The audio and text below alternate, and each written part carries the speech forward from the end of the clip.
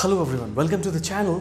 First of all, let me thank you all. Actually, I would like to apologize क्योंकि पुराना जो channel था उस पर बहुत सारे व्यूज़ थे एंड ऑलमोस्ट 3.5 के सब्सक्राइबर्स भी हो गए थे, but due to some unfortunate circumstances वो चैनल डीएक्टिवेट हो गया. So this is the channel with which I will be in touch with you all. So this video is very special, is very important, क्योंकि इस video में मैं explain करने वाला हूँ 9 जून को निबोश ने जो एग्ज़ाम लिया था उसमें जो क्वेश्चन पेपर आया था. तो I am going to discuss about the question paper and the questions that were asked and the approach that you should have taken while giving those answers, while answering those questions. So ये video सबके लिए important है. जिन लोगों ने exam दिया उनके लिए इसलिए इंपॉर्टेंट है कि वो समझ पाएँ कि उनके आंसर्स सही थे कि नहीं थे, और क्लोजिंग इंटरव्यू में वो अच्छे मार्क्स ले आ पाएँ, क्योंकि क्लोजिंग इंटरव्यू में मार्क्स नहीं, क्लोजिंग इंटरव्यू सक्सेसफुली क्वालिफाई कर पाएँ. क्योंकि अगर आप आंसर नहीं देते हैं क्लोजिंग इंटरव्यू में सही तरह से, तो वो आपके रिजल्ट को इम्पैक्ट कर सकता है. एंड जो लोग आगे बैचेस में एग्जाम देने वाले हैं इन अगस्त, अक्टूबर, दिसंबर एंड इन अपकमिंग एग्जामिनेशन, तो सिनेरियो समझने से आपको अंदाज़ा हो जाएगा कि नेक्स्ट एग्जामिनेशन में आपको आंसर कैसे देना चाहिए, आपको अप्रोच आंसर की कैसे होने चाहिए. So the first thing you need to do is to understand the scenario first. सबसे पहले आपको सिनेरियो समझना होता है. That's very important, very crucial if you are sitting for IG examination. So scenario में total there were 10 paragraphs. Scenario में total 11 paragraphs थे. तो पैराग्राफ में जो मेन पॉइंट्स थे जिस पे फोकस आपका होना चाहिए, वो पॉइंट्स मैंने आप बोर्ड्स पर लिखा हुआ है, जिसकी हेल्प से आप समझ पाइए कि कैसा सिनेरियो था और किस किस पार्ट पे निबोश ने फोकस किया था. Okay, so let me explain the paper without wasting any time. So the first paragraph of scenario का जो पहला पैराग्राफ है उसमें कंपनी के बारे में बताया गया है that it's a furniture removal company. एक फर्नीचर रिमूवल कंपनी है. कंपनी में दो चीज़ें हैं, एक तो साइट ऑफिस है, दूसरा वेयर हाउस है. 2 किलोमीटर का डिस्टेंस है okay between site office and warehouse. तो वेयर हाउस में क्या होता है, फर्नीचर वगैरह बनते हैं और उसको ट्रांसपोर्ट किया जाता है क्लाइंट्स के ऑफिस तक या जो क्लाइंट्स हैं उनके घरों तक.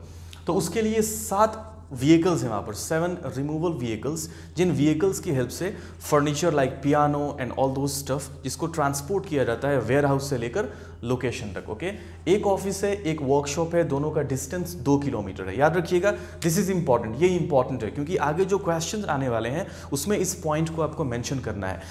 ऑलवेज रिमेंबर, हमेशा आपको याद रखना है that every paragraph of scenario का हर पैराग्राफ जो है contains crucial information, contains useful data.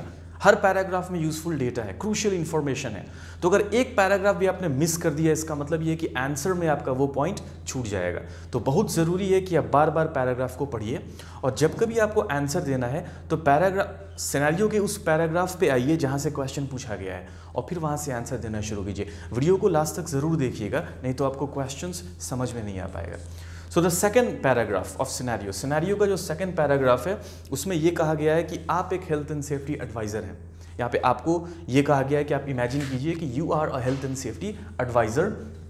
Company में 7 ड्राइवर्स हैं और 8 पोर्टर्स हैं. पोर्टर मतलब आप हेल्पर कह सकते हैं, जो सामान ढोने का काम करते हैं. In simple words you can call them helper, but answer लिखते वक्त आपको वही वर्ड यूज़ करना है, टर्मिनोलॉजी यूज़ करना है जो टर्मिनोलॉजी निबोश ने यूज़ किया है. सो इन राइटिंग आंसर्स आपको पोर्टर्स ही यूज़ करना है. Okay, 2 train first adder. यहाँ पे 2 ट्रेन फर्स्ट एडर है. एक तो फर्स्ट एडर है जो ट्रेंड है, दूसरे आप ही हैं, आप हेल्थ एंड सेफ्टी एडवाइज़र भी हैं और आपको फर्स्ट एड ट्रेनिंग भी मिली है. तो एक फर्स्ट एडर जो है कहाँ रहता है, साइट ऑफिस में, और आप कहाँ रहते हैं, वेयर हाउस में. मतलब 2 लोकेशंस पे 2 फर्स्ट एडर्स हैं. ये ज़रूरी क्यों है, इस पे क्वेश्चंस है और आंसर में ये पॉइंट आपको कवर करना था. Okay, now induction training for new workers. Scenario के सेकंड पैराग्राफ में एक्सप्लेन किया गया है कि जो भी नए वर्कर्स आ रहे हैं उनको एक ब्रीफ इंडक्शन ट्रेनिंग दिया जा रहा है, जिसमें कंपनी के पॉलिसीज़ एंड प्रोसीजर्स के बारे में वर्कर्स को एक्सप्लेन किया जा रहा है. ओके, नाउ इसके बाद है fully stocked first aid boxes. दोनों जगह पे वेयर हाउस में एंड साइट ऑफिस में जो फर्स्ट एड बॉक्सेस लगाए गए हैं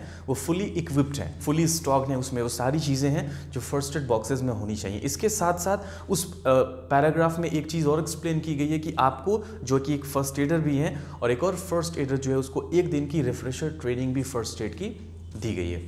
now the third paragraph of scenario का जो तीसरा पैराग्राफ है उसमें दिखाया गया है कि काफ़ी बिजी शेड्यूल चल रहा है. वेयर हाउस में वर्क डिमांड बहुत ज़्यादा है, तो जॉब का प्रेशर है. याद रखिएगा, एक पॉइंट जो निगेटिव तरफ लेके जाएगा आपको. ओके, ये एक निगेटिविटी आ रही है कि बिजी शेड्यूल वर्क प्रेशर बढ़ने का मतलब है कि नंबर ऑफ वर्कर्स बढ़ने चाहिए, जो सिनेरियो में बताया नहीं गया है कि नंबर ऑफ वर्कर्स को बढ़ाया गया है, बल्कि सिनेरियो के लास्ट में एक चीज़ एक्सप्लेन की गई है कि पोर्टर्स के हाई टर्नओवर रेट की वजह से एम्प्लॉइज़ जो है वो घट जा रहे हैं, तो ये एक नेगेटिव कमेंट जाएगा कंपनी के ऊपर। ओके, नाउ नेक्स्ट जो एक्सप्लेन किया गया, लेट मी चेक कि रिकॉर्डिंग हो रही कि नहीं तो समटाइम्स मेहनत जो है वो बेकार हो जाती है। उसके बाद ये किया गया है कि वेयर हाउस, याद रखिएगा दो चीज़ें हैं, सिनेरियो के शुरू वाले पार्ट में ये बताया गया है कि वेयर हाउस में सफिशिएंट रिसोर्सेज एलोकेट किए गए हैं। एलोकेशन ऑफ रिसोर्सेज मतलब enough work force, enough number of workers, enough equipments, enough time, ये सारी चीज़ें जो है वो क्या की गई हैं, वेयर हाउस में एलोकेट की गई हैं फ्रॉम हायर मैनेजमेंट। कहाँ से? हायर मैनेजमेंट से, जो कि कंपनी का एक पॉजिटिव पॉइंट है। लेकिन यही चीज़ आगे चल के आपको नेगेटिव बनेगा। आगे सिनेरियो के लास्ट पार्ट में ये बताया गया है कि वेयर हाउस में तो एलोकेट किए गए हैं एडिक्वेट रिसोर्सेज, लेकिन जो रिमूवल साइट है जहाँ पे फर्नीचर लेकर जाना है, क्लाइंट साइट, वहाँ पर एलोकेट नहीं किए जा रहे हैं सफिशिएंट रिसोर्सेज। दोनों पॉइंट्स पे ध्यान देना ज़रूरी है। इसके साथ साथ इस पैराग्राफ में ये भी एक्सप्लेन किया गया है कि जो वेयर हाउस का मैनेजर है वो काफ़ी इंटरेस्टेड है हेल्थ एंड सेफ्टी को लेकर, तो वो वेयर हाउस में जा रहा है इंस्पेक्शन के लिए, पर्सनली वहाँ जा रहा है, इंस्पेक्शन कर रहा है, वर्कर्स की कंप्लेन को सुन रहा है। ये सिर्फ वेयर हाउस की बात हो रही है। ये सारी चीज़ें जो हैं आगे चल के दूसरी दिखेंगी आपको सिनेरियो के लास्ट पार्ट में, जो हम एक्सप्लेन करने वाले हैं। I am going to explain that. उसके बाद है involvement of manager in audit programmes. Audit हो रहा है कंपनी में, वेयर हाउस में, तो उसमें मैनेजर भी इन्वॉल्व हो रहा है ऑडिट प्रोसेसिंग में, जिससे मैनेजर का कॉम्पिटेंसी लेवल जो है वो इंक्रीज कर रहा है। ये तीसरा पैराग्राफ में ये डेटा है। Now the fourth paragraph, her paragraph से क्वेश्चन है। आगे क्वेश्चंस को जब मैं एक्सप्लेन करूंगा you will get a certain idea कि कैसे हर पैराग्राफ से क्वेश्चन पूछा गया है।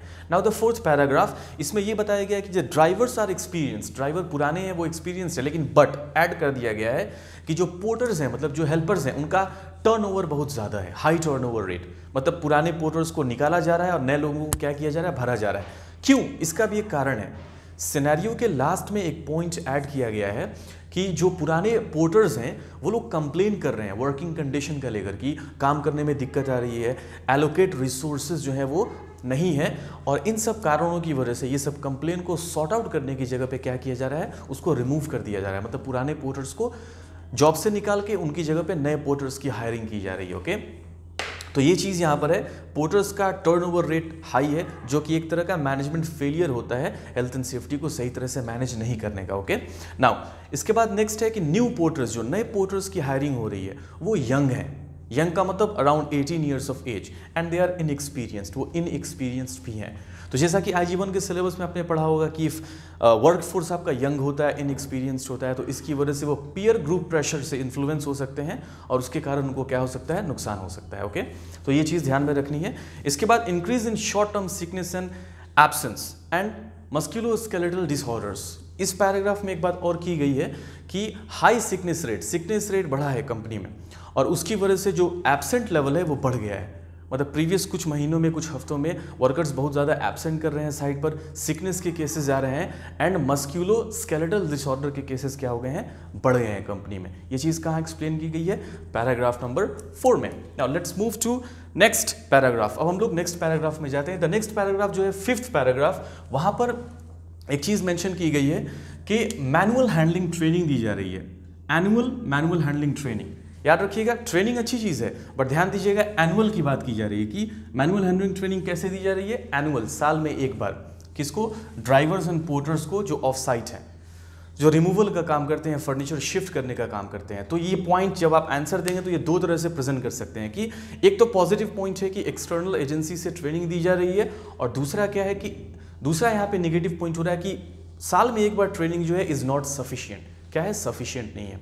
ये चीज़ पे ध्यान रखना है। ओके, नाउ नेक्स्ट जो चीज़ यहाँ पे डिस्कस किया गया वो ये किया गया है कि जितनी भी व्हीकल है कंपनी में, जिस व्हीकल से फर्नीचर को शिफ्ट करने का काम किया जा रहा है क्लाइंट्स के घर तक, तो उनमें सब में क्या किया गया, एक हाइड्रोलिक सिस्टम इंस्टॉल किया गया, टेल लिफ्ट व्हीकल के पीछे, जिसके हेल्प से हैवी सामान को क्या किया जा सकता है, शिफ्ट किया जा सकता है। शिफ्ट का मतलब गाड़ी में चढ़ाया जा सकता है, लोअर करने का, नीचे करने का, और स्टोर करने का काम, गाड़ी को से उतारने का और गाड़ी में चढ़ाने का काम किया जा सकता है।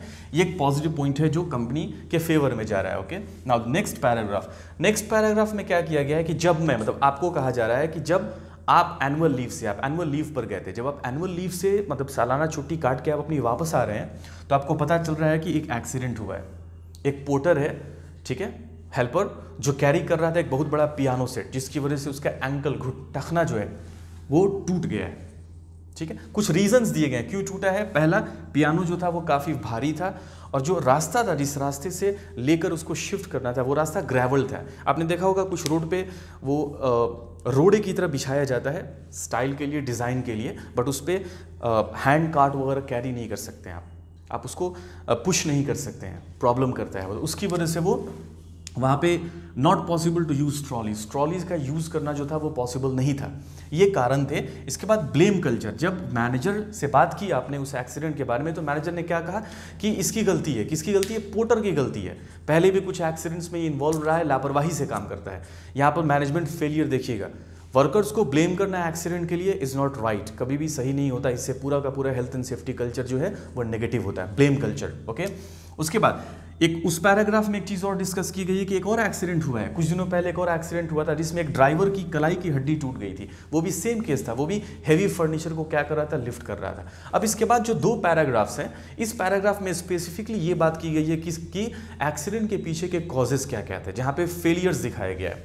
तो नेक्स्ट पैराग्राफ नंबर 7 में जब उसमें एक्सप्लेन किया गया कि जब आप जाकर इंजर्ड वर्कर का इंटरव्यू ले रहे हैं और ड्राइवर का, तो ड्राइवर कह रहा है कि नहीं, वर्कर सही काम कर रहा था, रिस्पॉन्सिबली बिहेव कर रहा था। जो पोर्टर था वो अनसेफ काम नहीं कर रहा था, मतलब वो लापरवाही से काम नहीं कर रहा था, जैसा कि मैनेजर ने ब्लेम किया था उसके ऊपर। वो रिस्पॉन्सिबली काम कर रहा था और उसने कारण बताया कि क्यों एक्सीडेंट हुआ। तो ड्राइवर बताया कि रास्ता बहुत पतला था, नैरो वॉकवे था और ग्रेवल था, तो उस पर व्हील बैरो, ट्रॉली जो है उसको यूज़ करना पॉसिबल नहीं था। तो उसको मजबूरी में क्या करना पड़ा, हाथ से उठा के ढो के और लेके जाना पड़ा। और डिस्टेंस काफ़ी दूर था, और जहाँ पे गाड़ी रुकी और जहाँ पे घर था क्लाइंट का, वहाँ तक का डिस्टेंस काफ़ी दूर था। उस डिस्टेंस को कैरी करने की वजह से, हैवी लोड की वजह से ये एक्सीडेंट हुआ। ये चीज़ें आपको पता चल रही हैं। ओके, उसके बाद नेक्स्ट पैराग्राफ में उसी चीज़ को आगे कंटिन्यू किया गया है कि नेक्स्ट पैराग्राफ में जो ड्राइवर है वो मैनेजर को फ़ोन करता है कि सर ऐसा है कि यहाँ पर साइट पे हम लोग हैं और प्रॉब्लम बता रहा है कि ये प्रॉब्लम है सर, काम नहीं हो पाएगा, कैसे शिफ्ट करेंगे हम लोग, प्रॉब्लम हो सकती है, अनसेफ मैनर में शिफ्ट करना पड़ेगा, ये सब बातें वो बताया उसको। तो क्या कह रहा है वो, बोल रहा है कि नहीं, अभी क्या है, वेयर हाउस में शॉर्ट स्टाफ है, वेयर हाउस मतलब वर्कर्स नहीं है, तो हम तुमको और वर्कर्स नहीं दे पाएंगे। तुम अपना पूरा कोशिश करो, जैसे हो जाए तुमको क्या करो, उसको शिफ्ट करो, जो पियानो है उसको क्या करो, तुम शिफ्ट करो। तो वो लोग मजबूरी में क्या करते हैं, शिफ्ट करते हैं और ये एक्सीडेंट होता है। और यहाँ पर एक और बात पता चलती है, ड्राइवर बताता है कि जो मैनेजर है या जो मैनेजमेंट है वो सफिशिएंट रिसोर्स एलोकेट नहीं करते हैं। कहाँ पर नहीं करते हैं? लोकेशन पर, रिमूवल साइट पर, जहाँ पे साइट पे शिफ्ट करना है फर्नीचर, वहाँ पर एलोकेट रिसोर्सेज जो हैं नहीं किए जा रहे हैं, एडिक्वेट रिसोर्स। पैराग्राफ के शुरू में क्या बात किया गया है? पैराग्राफ के शुरू में बात किया गया है कि वेयर हाउस में सफिशिएंट रिसोर्स को एलोकेट किया गया है, लेकिन पैराग्राफ के लास्ट में क्या बात किया जा रहा है कि जो रिमूवल साइट है वहाँ पर सफिशिएंट रिसोर्सेज जो है वो एलोकेट नहीं किया जा रहा है। ओके, नाउ नेक्स्ट, उसके बाद एक पॉइंट और इसमें मेंशन किया गया है कि जो ड्राइवर है उसने अपने पर्सनल मोबाइल फ़ोन से किसको कांटेक्ट किया? अपने पर्सनल फ़ोन से वो कांटेक्ट कर रहा है किसको? एम्बुलेंस को। वर्कर की हड्डी टूटने के बाद, पैर की हड्डी टूटने के बाद वो पर्सनल मोबाइल से, तो कोई गलत चीज़ नहीं दिखेगी इसमें। लेकिन आपने पढ़ा होगा लोन वर्किंग कंडीशन के बारे में IG1 में कि ये रिस्पॉन्सिबिलिटी होती है मैनेजमेंट की कि जब वर्कर्स या ड्राइवर्स या जो भी हो ऑफ साइट काम कर रहे होते हैं, मेन साइट से दूर काम कर रहे होते हैं, तो उनको कम्युनिकेशन सिस्टम कंपनी को देना होता है। ओके, इमरजेंसी कॉन्टैक्ट पर्सन का डिटेल्स देना होता है जिससे वो इमरजेंसी में क्या कर सके, कॉन्टैक्ट कर सके। ये भी एक मैनेजमेंट फेलियर हुआ। ओके, नेक्स्ट पॉइंट जो है 9th नंबर पैराग्राफ, इसमें ये एक्सप्लेन किया जा रहा है कि ड्राइवर बहुत गुस्सा होता है। ड्राइवर बोलता है कि भाई, गुस्सा होकर क्या बोलता है, बोलता है कि नहीं, ठीक से मैनेजमेंट कंप्लेन नहीं सुनता। तो ड्राइवर का गुस्सा होना क्या दिखाता है कि वर्कर्स का जो मोरल है वो पॉजिटिव नहीं है हेल्थ एंड सेफ्टी को लेकर। ये फिर से एक मैनेजमेंट फेलियर की तरफ लीड कर रहा है आपको। ओके, उसके बाद बोल रहा है कि no visit of management to removal site. Driver इस बात पे इम्फेसिस कर रहा है कि सर साहब क्या होता है कि ये लोग साइट पे विजिट नहीं करते हैं, मतलब जहाँ पे सामान शिफ्ट करना है वहाँ पे मैनेजमेंट का कोई इन्वॉल्वमेंट नहीं ना। तो ये लोग आके देखते हैं कि क्या प्रॉब्लम है, वर्कर्स क्या प्रॉब्लम फेस कर रहे हैं, नहीं प्रॉब्लम, वर्कर्स की प्रॉब्लम को सुनकर सीरियसली लिया जाता है, और नहीं सफिशिएंट एलोकेट वहाँ पर प्रोवाइड किए जाते हैं, रिसोर्सेज जो हैं वो एलोकेट किए जाते हैं। तो ये सारा चीज़ आपको देखने को मिल रहा है। अब चलिए आगे बढ़ते हैं कि कैसे क्वेश्चन जो हैं क्वेश्चंस को अप्रोच किया गया था। ओके, सो पहला नंबर क्वेश्चन जो था that's management failure. Question number 1 उसमें पूछा गया कि क्या क्या मैनेजमेंट फेलियर थे जिसके कारण ये एक्सीडेंट हुआ। तो अभी हम लोगों ने बात किया कहाँ पर, पैराग्राफ 6, पैराग्राफ 7, पैराग्राफ 8 से आपको एक कलेक्टिव डेटा मिल जाएगा जहाँ पे आप बता सकते हैं कि ठीक है ये कारण था कि मैनेजमेंट फेलियर की वजह से एक्सीडेंट हुआ। फॉर एग्जाम्पल वर्कर्स के साथ कंसल्टेशन नहीं करना, सफिशिएंट रिसोर्सेज को एलोकेट नहीं करना, ये सारे पॉइंट्स आपको देने थे कहाँ पर, क्वेश्चन नंबर 1 में। याद रखना था कि जितने ज़्यादा पॉइंट्स को आप रिलेट कर पाइएगा सिनेरियो से, आपके मार्क्स उतने अच्छे आएंगे और आपके सक्सीड होने के चांसेस उतने बेहतर होंगे। अगर आप आंसर्स दे रहे हैं लेकिन बुक के आंसर्स दे रहे हैं जो सिनेरियो से लिंक नहीं हो पा रहा है, तो बहुत ज़्यादा लिखने के बावजूद आप पास नहीं कर पाइएगा या मार्क्स आपको नहीं मिल पाएगा। इस बात का ख्याल रखना है। Next point, accident reporting. अगला क्वेश्चन जो पूछा गया था, सेकंड नंबर क्वेश्चन, उसमें यह था कि एक्सीडेंट रिपोर्टिंग क्यों ज़रूरी है। तो इसमें रिपोर्टिंग इन्वेस्टिगेशन को लेकर आंसर बनाना था कि एक्सीडेंट रिपोर्टिंग क्यों ज़रूरी होता है। सबसे पहला, accident reporting is a legal requirement. एक लीगल रिक्वायरमेंट होता है कि कॉम्पिटेंट अथॉरिटी को एक्सीडेंट रिपोर्ट किया जाए ताकि वो लोग एक्सीडेंट को इन्वेस्टिगेट कर पाएँ। ये पहला पॉइंट हो गया। दूसरा, जब तक एक्सीडेंट रिपोर्ट नहीं होगा एक्सीडेंट इन्वेस्टिगेट कैसे होगा। दूसरा पॉइंट हो गया, एक्सीडेंट रिपोर्टिंग एंड इन्वेस्टिगेशन से वर्कर्स का मोरल बूस्ट होता है, वर्कफोर्स का, उनको लगता है कि मैनेजमेंट उनके हेल्थ एंड सेफ्टी को सीरियसली ले रहा है। तो ये तीसरा पॉइंट हो सकता था। इस तरह से आपको इस क्वेश्चन को अप्रोच करना था। थर्ड नंबर, कंपनी का कैसा कमेंट करना था कि अपना कमेंट कीजिए कि कंपनी का अप्रोच कैसा है हेल्थ एंड सेफ्टी को लेकर। तो जैसा कि देखा आपने शुरू के 4-5 पैराग्राफ में कंपनी यहाँ पे पॉजिटिव चीज़ें बताई गई हैं कि कंपनी पॉजिटिव अप्रोच है हेल्थ एंड सेफ्टी को लेकर। उसके बाद पैराग्राफ 6 से बताया गया है कि नहीं, कंपनी के नेगेटिव एस्पेक्ट्स भी हैं। तो जब आप भी कॉमेंट करेंगे तो हमेशा दोनों चीज़ों पर कॉमेंट करना होता है, पॉजिटिविटी पे भी और नेगेटिविटी पे भी। तो आपके आंसर में दोनों पॉइंट्स होने चाहिए थे। उसके बाद fourth, positive indicators of health and safety culture. बहुत इंटरेस्टिंग टॉपिक है, हर एग्जाम में आता है ये। कल्चर को लेकर हर एग्जाम में क्वेश्चन आ रहा है, हेल्थ एंड सेफ्टी कल्चर को लेकर। तो मेरे चैनल पे ऑलरेडी वीडियो अवेलेबल है हेल्थ एंड सेफ्टी कल्चर, उसको चेक जरूर कीजिएगा बेहतर अंडरस्टैंडिंग के लिए। तो उसमें कमेंट करना था कि क्या क्या पॉजिटिव इंडिकेटर्स हैं। फॉर एग्जांपल, एडिक्वेट रिसोर्सेज को एलोकेट करना है ना, उसके अलावा ट्रेनिंग देना, फर्स्ट एडर्स को हायर करना, कॉम्पिटेंट ड्राइवर्स को रखना, ये सब क्या है, these are positive indicators. Workshop का मैनेजर का इन्वॉल्व होना साइट पर वर्कर्स की कंप्लेन को सुनने के लिए, these are all positive indicators. तो ये सारे पॉइंट्स आप वहाँ पर दे सकते थे। Okay, comment on health and safety morals. आपको क्या लगता है कंपनी का हेल्थ एंड सेफ्टी मोरल कैसा था, आपको उस पर कमेंट करना था। यहाँ पर दोनों पॉइंट्स आपको कवर करने थे, पॉजिटिव भी एंड नेगेटिव भी। इसके बाद role of manager for improvement. यहाँ पे पूछा गया कि जो एक्सीडेंट हुआ उसको इंप्रूव करने के लिए, हेल्थ एंड सेफ्टी कल्चर को इंप्रूव करने के लिए मैनेजर जो है वो क्या रोल प्ले कर सकता था, उसको किस तरह की ट्रेनिंग देकर रोल इंप्रूवमेंट में उसकी हेल्प की जा सकती थी। ये आपका नेक्स्ट क्वेश्चन है। उसके बाद फर्स्ट एड अरेंजमेंट को लेकर क्वेश्चन पूछा गया था कि फर्स्ट एड अरेंजमेंट के बारे में क्या कहते हैं आप, रिसोर्सेज के बारे में। तो यहाँ पर बहुत सारे पॉइंट्स निकल के आ रहे थे। फॉर एग्जाम्पल, पॉजिटिव में आ रहा था fully stacked first aid boxes, appointment of 2 first aiders.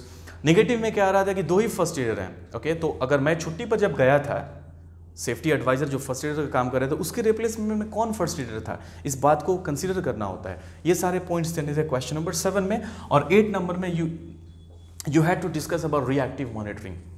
सो जैसा कि आपको समझ में अभी आपको कितना इजी लग रहा होगा सिनेरियो देखने के बाद। तो जैसा कि हम हमेशा कहते हैं, ऑलवेज टेल कि the answers are hidden in scenario itself. What you need to do is to find out the important points from the scenario, compile those points in your own words and then start writing answers. कभी भी आप answer लिखेंगे किसी भी question का तो सबसे पहले ये देखिए कि इस क्वेश्चन को पैराग्राफ के किस सिनेरियो का किस पैराग्राफ से पूछा गया है। उस पैराग्राफ को 2 बार 3 बार पढ़िए आप, और पढ़ने के बाद फिर वहाँ से आंसर अप्रोच करने की कोशिश कीजिए आप। आई डू होप कि इस वीडियो से आपको हेल्प मिलेगी क्लोजिंग इंटरव्यू क्लियर करने में और आगे के एग्जामिनेशन में अगर आप अपियर होने जा रहे हैं तो। अगर आपको वीडियो पसंद आया please subscribe the channel, hit the like button and share this video to all your acquaintances and friends who are going to appear for NIPOSH IG examination. Thank you very much. Take care. Bye-bye.